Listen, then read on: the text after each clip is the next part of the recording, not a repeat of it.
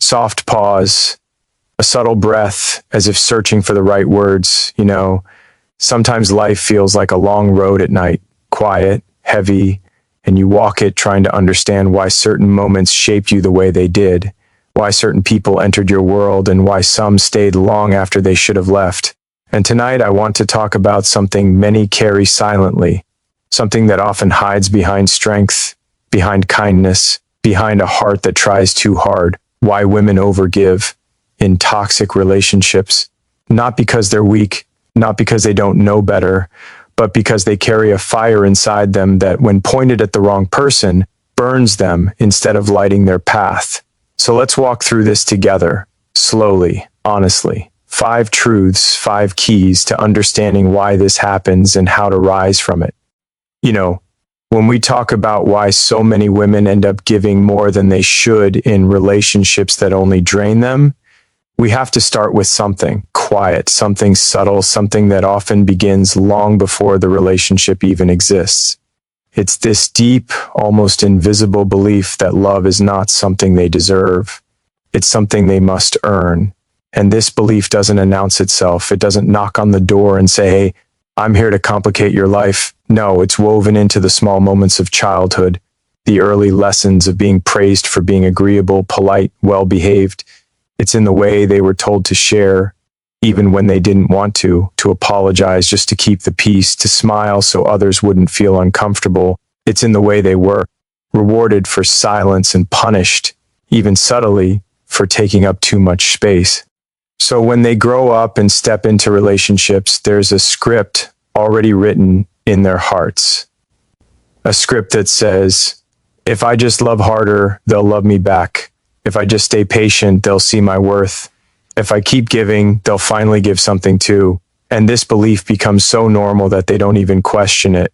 They don't see it as overgiving. They see it as what love requires of them. They see it as devotion, loyalty, commitment. And why wouldn't they? They've been taught that being good means giving, sacrificing, enduring. I once heard a woman say she felt guilty asking her partner to simply listen to her. Not because it was a big ask, not because he was overwhelmed, but because somewhere deep inside, she believed she hadn't yet earned the right to be heard. She thought she needed to offer more tenderness, more forgiveness, more understanding before she could ask for something so small in return. And this is how it starts. This slow erosion of self.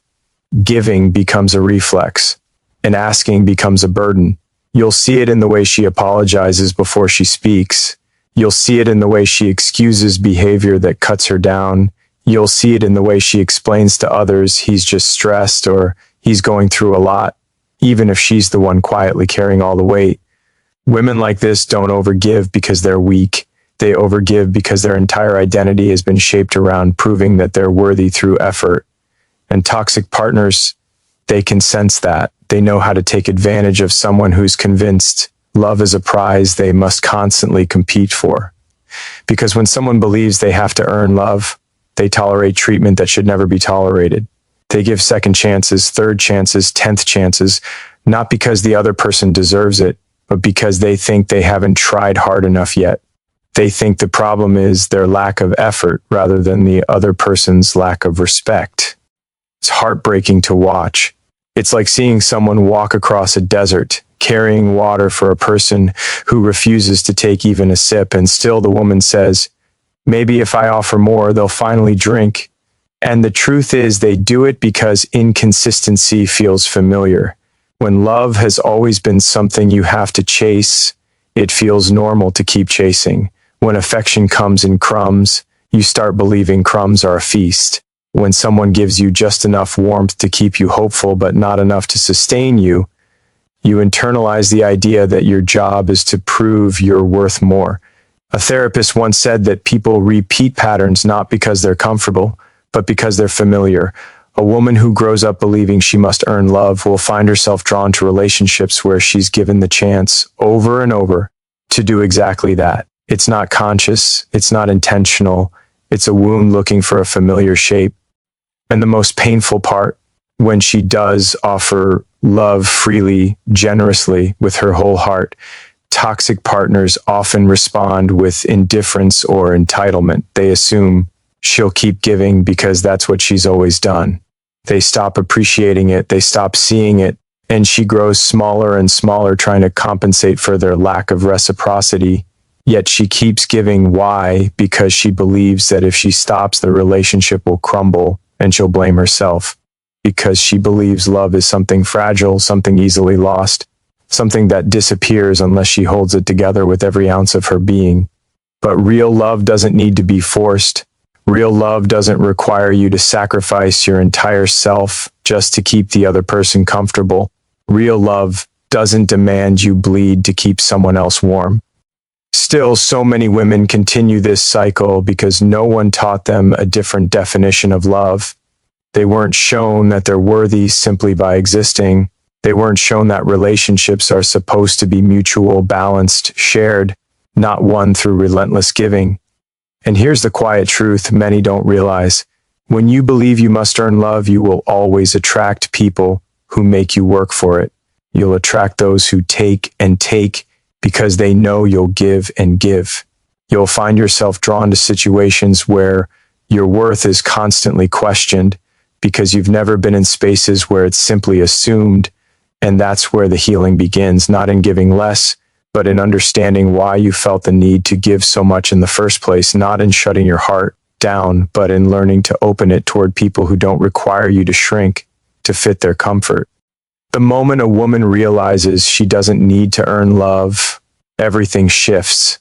Suddenly, she stops apologizing for having needs. She stops begging for breadcrumbs. She stops mistaking emotional labor for affection. She starts recognizing when someone's behavior is not her responsibility to fix. She starts seeing that she is not hard to love. She was just loving people who weren't ready to offer the same in return. And she learns, slowly, courageously, that love isn't a performance. It isn't a transaction. It isn't a debt she owes.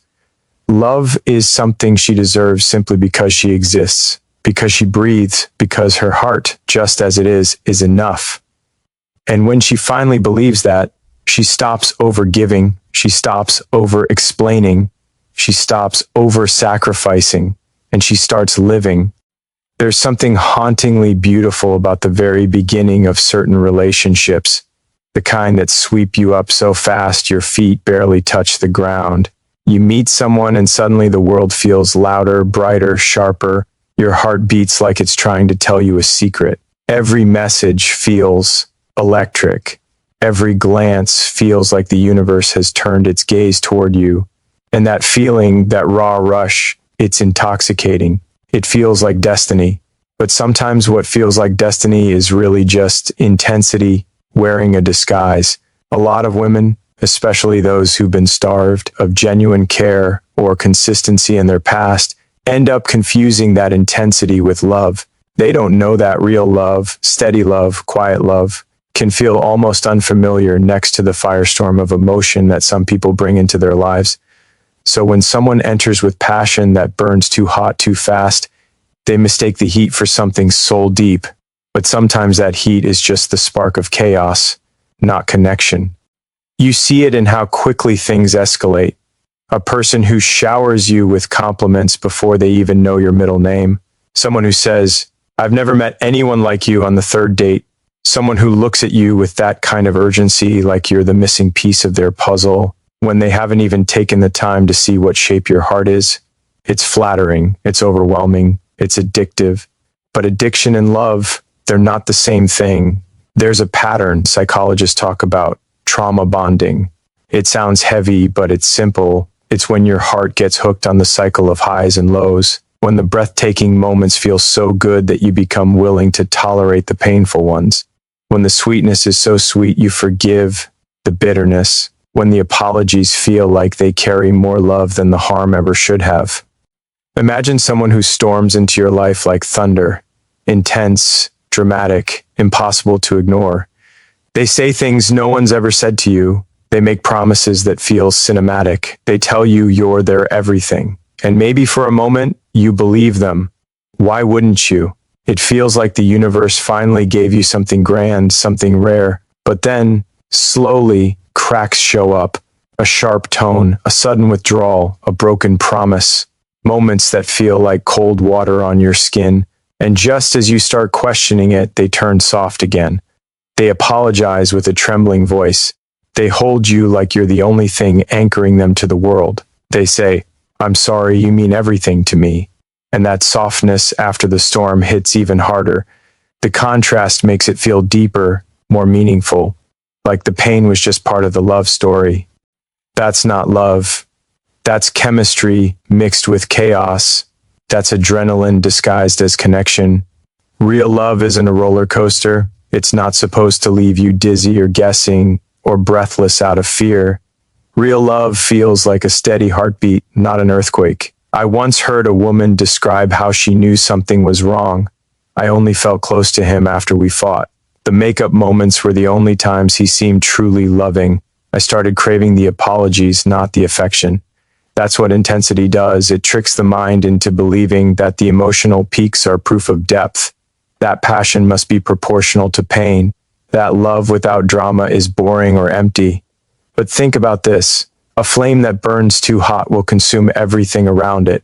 A fire that grows slowly, steadily, intentionally. That's what warms you without destroying you. The problem is that many women aren't shown what healthy love looks like. They aren't given examples of relationships where calm is the default instead of chaos. They grow up seeing movies where the couple fights passionately, breaks up dramatically, reunites with fireworks, and that's what they're told is romance.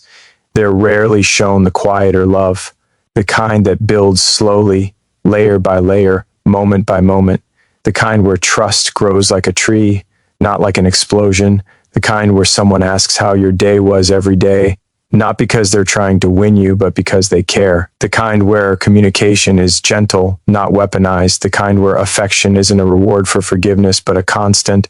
The truth is, intensity is easy. Anyone can show up with big feelings, big gestures, big promises. But intensity without stability is a wildfire, hot, bright, dangerous. Love is something else entirely. Love is in the consistency, in someone showing up on your good days and your bad, in conversations that don't end in apologies because no one wounded the other, in affection that isn't a break in the chaos, but part of the rhythm. Women who confuse intensity with love often find themselves defending the relationship more than enjoying it. They become experts at explaining the other person's behavior. He just feels deeply. He's been hurt before. He gets overwhelmed. He loves me so much that it scares him. But love shouldn't scare someone, and it shouldn't scare you.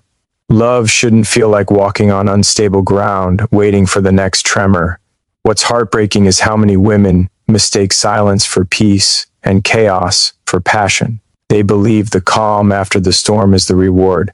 They believe the fiery moments are proof that the relationship is real. They believe love must be intense to be meaningful. But intensity fades.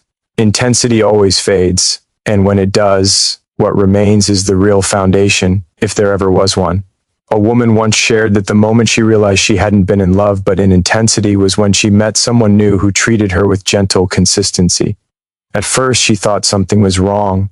Why isn't he overwhelmed by me? Why doesn't he say dramatic things? Why doesn't he make my heart race? And then, slowly, she realized her heart wasn't racing because it felt safe, because she wasn't bracing for impact anymore, because she didn't need the emotional highs to compensate for the lows.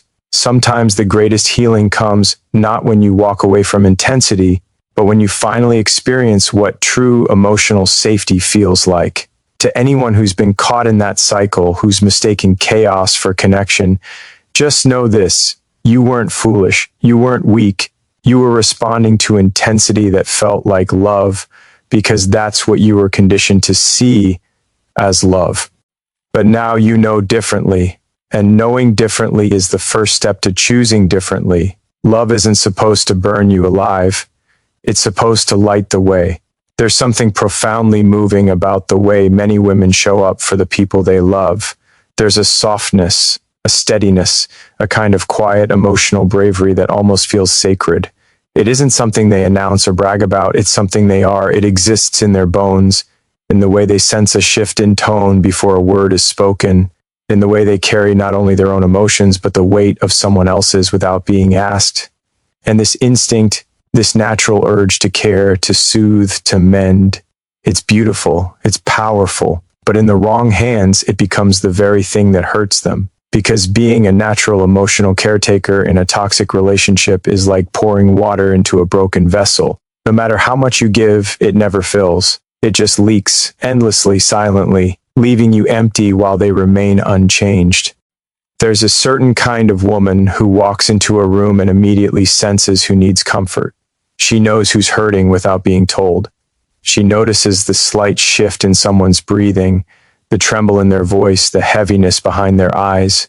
She leans in, she listens deeply, she offers compassion before it's asked of her. It's not an act, it's her nature. She loves in a way that feels like home to people who have never truly had one, and toxic partners, those who are wounded, chaotic, or emotionally unavailable, they notice this too. They're drawn to that warmth like someone shivering in the cold. They see her heart as a shelter, a refuge, a place to collapse. They sense her willingness to carry what they can't, and they settle into her care like it's endless, like it's guaranteed, like she was made to tend to their brokenness. It often starts small, a confession about their rough childhood, a story about their past betrayals, a moment of vulnerability that tugs at her empathy. She thinks, maybe I can help, maybe I can be different, maybe I can show them that love doesn't have to hurt. And in those early days, her desire to care feels like a gift, something that deepens the bond, something meaningful. But slowly, sometimes so slowly she doesn't notice, it becomes a responsibility, then a burden, then a trap. She becomes the one who calms them when they're angry, the one who forgives them when they lash out, the one who explains away their behavior to friends and family, the one who holds the emotional seams of the relationship together, the one who adjusts, accommodates, softens, absorbs, not because she wants to enable them, but because she believes love means helping someone heal. And she's not wrong. Love can be healing, but only when both people are willing to do the work, only when both hearts are open. In a toxic relationship, though, her emotional strength becomes their excuse not to grow. Why should they? She handles everything. She regulates the emotions. She maintains the peace. She forgives even when they haven't earned it. She bends so far backward trying to keep the relationship stable that she forgets what it feels like to stand upright. I once heard someone say that she spent years believing she was the strong one in her relationship until she realized she wasn't strong, she was exhausted. She mistook constant emotional labor for devotion. She mistook caretaking for intimacy. She mistook holding someone together for being loved. And what's heartbreaking is that she didn't start out depleted. She started out full of softness, full of hope, full of the belief that if she just loved hard enough, deeply enough, patiently enough, she could soothe someone's inner storms. She could be their anchor, their healer, their light. But you cannot be someone's light if they keep pulling you into darkness. You cannot be someone's safe place if they become the threat. You cannot build a home in a person who is still burning their foundation. Women who are natural emotional caretakers often don't ask for much in return, not because they don't deserve it, but because they're used to giving more than they receive. They think it's normal, they think it's love, they think their fulfillment will come from making the other person whole. But that's where the pain begins, when their care becomes one-sided, when the emotional exchange becomes unbalanced, when they realize they're the only ones offering comfort, apologies, understanding, generosity. Someone once said, "I was so busy taking care of him that I didn't notice how much I was neglecting myself." And that is the silent tragedy of being a natural emotional caretaker in a toxic relationship. You abandon yourself without realizing it's happening. You start with small sacrifices, then bigger ones, until suddenly you've made yourself so small trying to fit into someone else's chaos that you barely recognize your own reflection. What makes this even more painful is that caregivers often confuse gratitude with love. When their partner says, "I need you," or "I don't know what I'd do without you," it feels like connection, it feels like closeness. But needing someone and loving someone are not the same. One is dependence, the other is devotion, and too many women end up carrying the weight of someone else's emotional life because they think it proves their worth. They think it makes them irreplaceable. They think it binds the relationship together, but it doesn't. It binds them to a dynamic that drains them. When you are a natural caretaker, you don't just feel your emotions, you feel theirs too. You absorb their hurt, you internalize their moods, you take responsibility for their healing, you worry about their reactions. And this makes it incredibly difficult to walk away. Not because you're dependent, but because you're compassionate, because you see their wounds, because you see the broken places inside them, because you believe that leaving will make you heartless. But there's a truth that every emotional caretaker eventually learns, often the hardest way possible. You can walk with someone through the dark, but you cannot carry them. You can love someone fiercely, but you cannot love their pain out of them. You can offer comfort, but you cannot abandon yourself in the process. The moment a woman realizes this, not just intellectually, but deep in her bones, something shifts. She begins to understand that her compassion is a gift, not a debt. That her empathy is powerful, not something to be exploited. That her ability to care is sacred, and not everyone is worthy of it. She learns that real love doesn't demand self-sacrifice. Real love doesn't make her the emotional parent. Real love doesn't leave her drained, depleted, or diminished.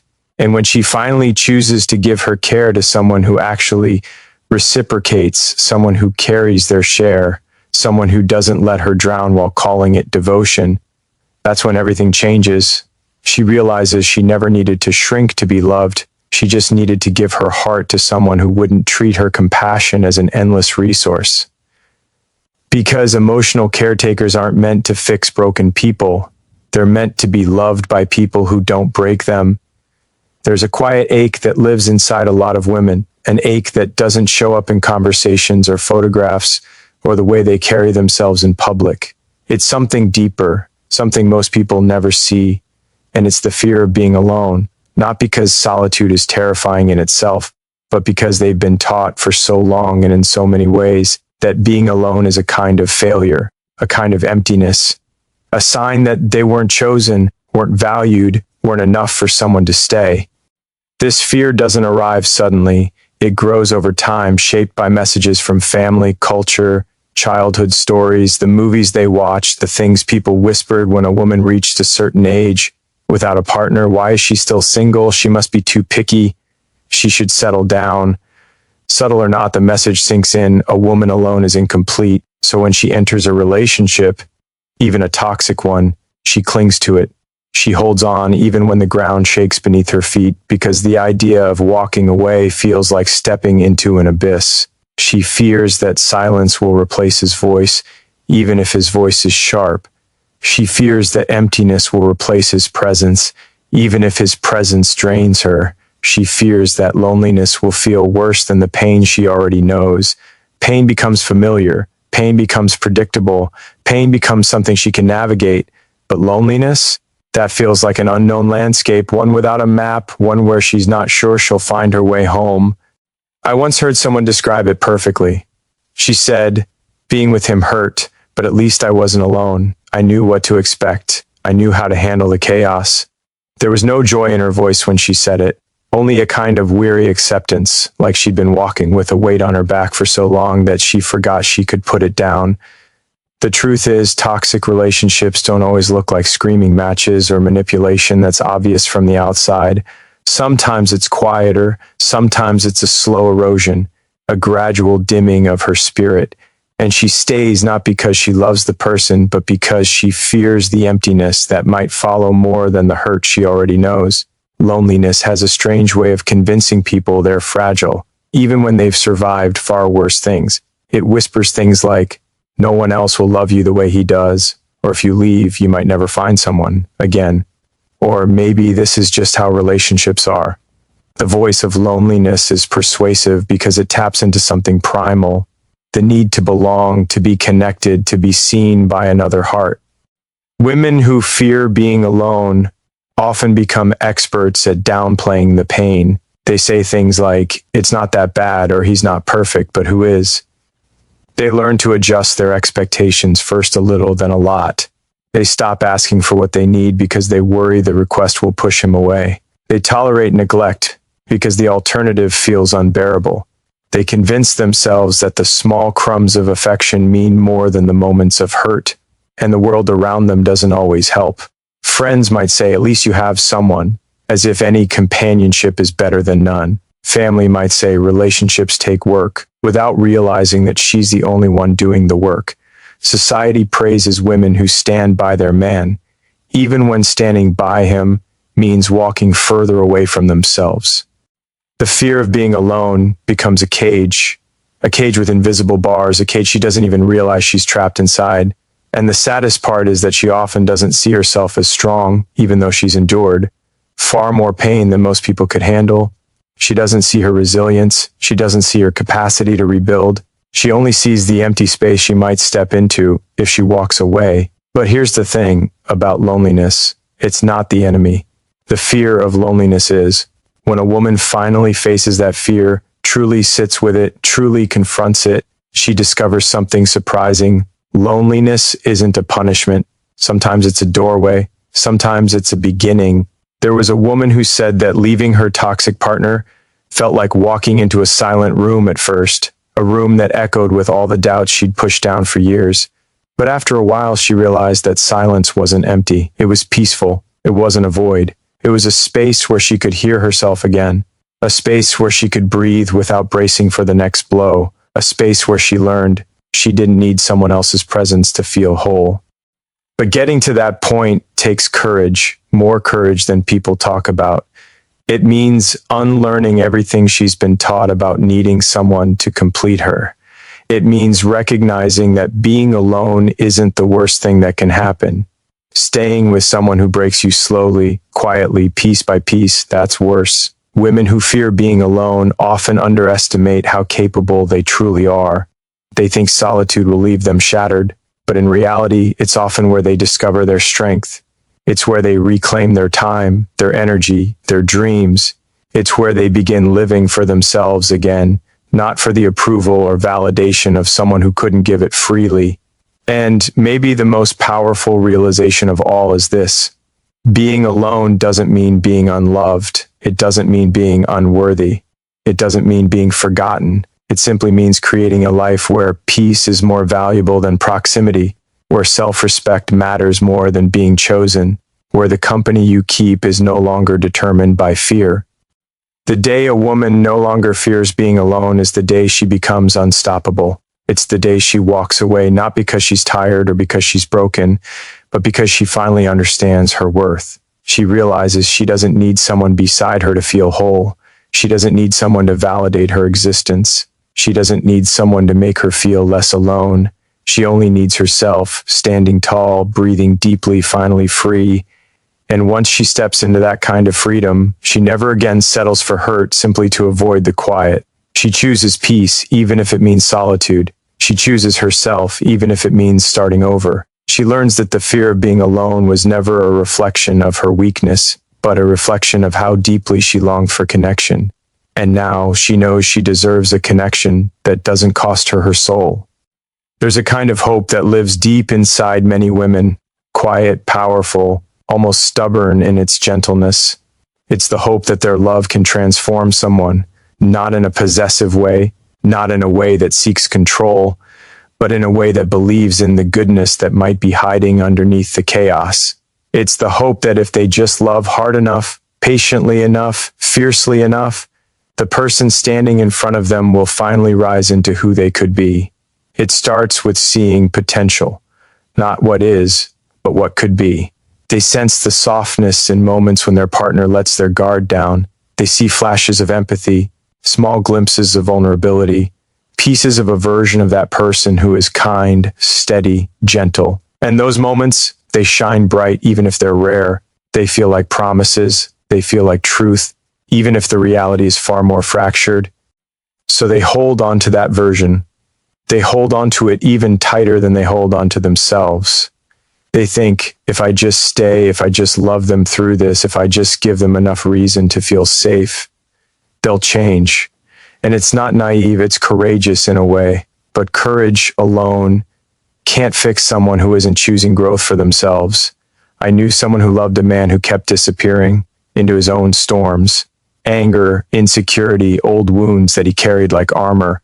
She believed her love could soften him, could coax him out, could steady his trembling edges. Every time he pulled away, she held on. Every time he broke a promise, she told herself he didn't mean to. Every time he hurt her, she forgave him because she believed those glimpses of goodness were who he truly was and everything else was just temporary. But what she didn't see was how much she was losing in the process. She didn't notice how much of herself she was giving away, piece by piece, hope by hope, until one day she looked at her reflection and realized she didn't recognize the person staring back, not because she'd changed him, but because her love had changed her, made her smaller, quieter, more willing to bend in ways she shouldn't have had to. That's the thing about believing your love can change someone. It asks you to carry a weight that isn't yours. It asks you to pour yourself into a cup that has a hole in the bottom. It asks you to sacrifice your peace for potential. And potential doesn't keep anyone warm at night. Potential doesn't apologize. Potential doesn't grow unless the person wants to grow. Women who love like this aren't blind, they're devoted. They aren't foolish, they're hopeful. But hope can become a heavy thing when you're the only one holding it. Can inspire someone, you can support someone, you can walk beside them, but you cannot walk for them. You cannot heal a heart that refuses to open. You cannot convince someone to treat you better by loving them more. Growth is a choice, one they have to make long before they deserve your forgiveness. And the heartbreaking truth is that sometimes the only thing that finally pushes someone to change isn't love, but the loss of it. Not because the relationship was meaningless, but because they never realized what they had until they could no longer reach for it. The woman I knew eventually walked away. It hurt her more than anything. She said it felt like laying down a dream she had spent years polishing. But in that pain, something else emerged: clarity, strength, recognition of her own worth. She realized her love wasn't meant to be a tool for someone else's transformation. It was meant to be met, honored, reciprocated. And that's the moment hope turned inward.